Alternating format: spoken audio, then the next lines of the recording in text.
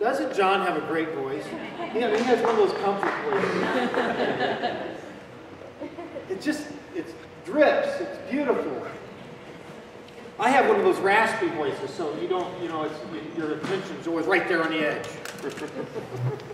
All right. There was a man who was left all alone to raise his little baby girl when his wife died during the delivery of the child. And during the early years of the life of that child, this man took such joy and delight in his little girl as she grew, and they were so close. They had a bond that was evident to all who could see this relationship of father and daughter. But while she was still just a child, this father was away on a trip for business and was involved in a terrible accident. In fact, was lost and presumed dead.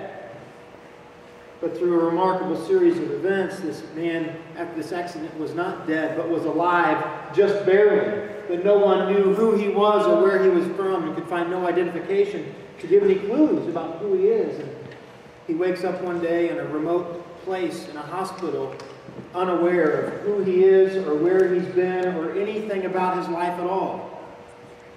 As he began to heal physically and to recover from the serious injuries which he'd suffered in this accident, he still could not remember who he was. But he had all his other faculties. And so in this new place, he began a new life. And in fact, began a new life successfully and became a very wealthy man.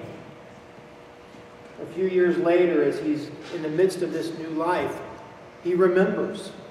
Slowly at first, but then over a very short period of time, it all comes back to him, and he knows exactly who he is, and he remembers in an instant this daughter that he loves so much. And he goes back to that place, to that town where he had lived and loved his daughter, and she is now a young woman, and he goes to her.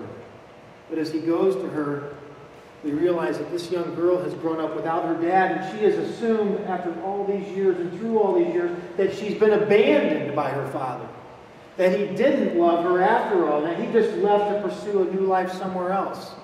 And she'd been in and out of different foster homes and finally adopted by a family where there was something like love. But the truth of her life was that it was bitter, and that it was hard, and that it was cold.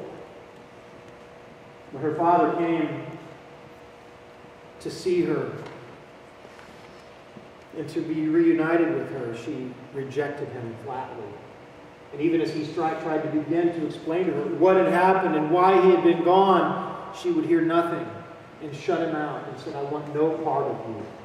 And so he left. But he came back time and time again to try to make this connection with his daughter, to try to help her understand what had happened and that he loved her and always had and always would. But she wouldn't hear it. She refused to hear even a word. And so knowing that he couldn't see her face to face, he nonetheless took up residence in that town, or in a town very nearby, and began to write letters to her every week. One letter every week, and mail those letters. Letters she received, but letters she never opened. She just put them in a stack. She began to take pride in that stack of unread letters. Years passed. The letters kept coming until one day they stopped because her father, now an old man, had passed away.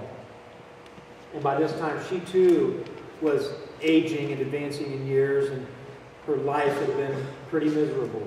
She had been married 3 times, never had any kids, never really had any joy, and never could overcome that bitterness that marked her sense of abandonment as a young child. And as she now, in her later years, began to decline, it occurred to her one day that she had this stack of letters, and really, as an act of curiosity, she began to read these letters. And as she began to read, she was shocked by what she learned. For she saw the truth about what had happened all those years ago and wondered immediately, why didn't I listen at first? And not only did she learn what happened that took her father in ways that he couldn't help out of her life for a period of time, she also began to see his heart as he explained in these letters who he was and the things he was experiencing and how much he had loved her when she was a little girl and how he had never stopped loving her. And as she continued to read through these letters, she began to read about how her father, after he had come back to try to be reunited with her, had purchased a large estate just for her. And on this estate was building a home. And not just a home, but this beautiful estate with orchards and streams and ponds and trails and animals, stables, horses, all of this just for her, that would be waiting for her. And in the very last letter she opened, she saw that there was this deed that her dad had signed to her for this grand estate, this place that he had prepared and built just for her, that he had plans for her. Plans that she never knew of. Plans that were always just an envelope away. And she died lonely and bitter.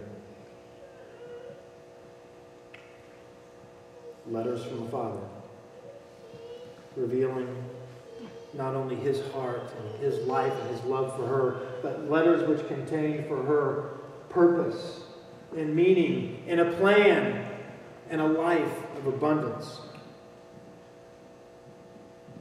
Sad story. Sadder yet when I realized that we're kind of like that. That we're kind of like that girl. We live through our lives wondering about and sometimes mad at this God who created us, our Heavenly Father.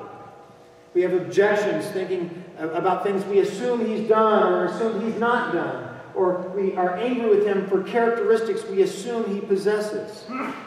And yet, like that girl, we have this opportunity to know this God. Because He too has written to us, has attempted to engage with us, and has written us 66 letters of love. Where He tells us how much He loves us. Where He reveals things to us about Himself, His character, His qualities, His personality, His existence, His identity. He reveals to us these things so that He can be known by us. And not only that, He tells us how much He loves us. That He has a plan for our lives and that there's an adventure waiting us in our relationship with Him, our Heavenly Father. If we hope to answer the questions, why am I here? What is my purpose? And where am I going? Then we must seek to know as much about the one who created us as we can. A.W. Tozer said this. I modify it slightly to make it a little more understandable.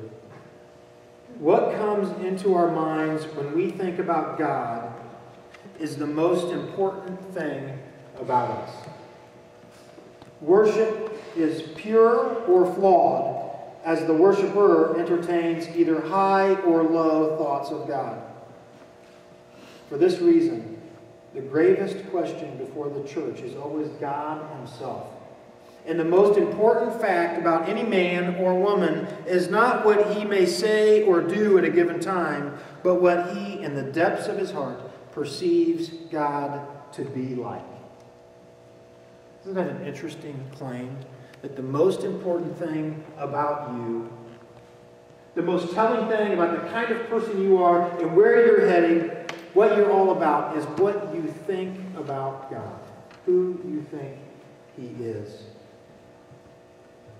If your view of God is a God who is ambiguous, blurry, confused, then your life is very likely to be ambiguous and confused. If your view is of a God who is vengeful, arbitrary, and mean-spirited, your life is bound to be marked by profound bitterness. If your view is of a God who is distant, disinterested, and disconnected from creation, then your life is bound to be marked by a hopeless kind of wandering. The way you think about God dramatically affects the life that you live.